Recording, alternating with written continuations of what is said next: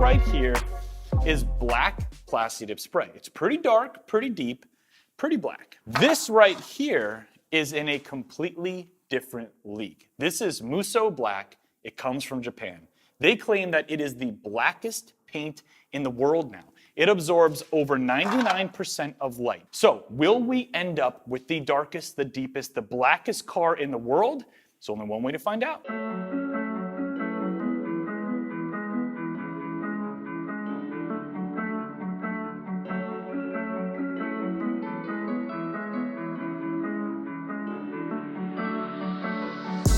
I've never seen anything like this in my entire life. The only way I can describe it is it just doesn't look real. It looks like real life has been photoshopped. It's crazy.